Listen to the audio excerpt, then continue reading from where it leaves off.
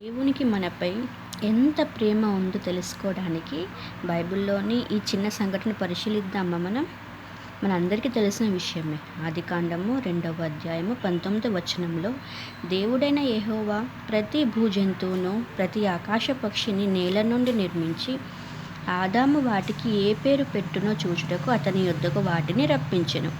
జీవము గల ప్రతి దానికి ఆదాము ఏ పేరు పెట్టెనో ఆ పేరు దానికి కలిగెను. ఇక్కడ మన ఇంట్లో ఒక చిన్న పిల్లలు ఎప్పుడైనా మాట్లాడడానికి ట్రై చేస్తున్నప్పుడు వాళ్ళు ముద్దుగా ఏ మాటలు మాట్లాడతారో చూడడానికి మనం ఎంత ఇంట్రెస్టింగ్గా వాళ్ళ మాటలు వింటాము కదా. అలాగే మన దేవుడు కూడా ఆదాము నిర్మించి ఆదాము ముద్దుగా వాటికి ఏ పేర్లు పెడతారో చూడడానికి ఇంట్రెస్టింగ్గా మనం ఎలా కూర్చుంటాం మన పిల్లల ముందు, అలానే దేవుడు కూడా ఆదాము దగ్గర ఇంట్రెస్టింగ్గా కూర్చున్నాడు. ఏ పేరు పెడతాడో నా కొడుకు ఈ జంతువులకు ఈ పక్షులకు అని. అంత ప్రేమ తండ్రికి మన మీద.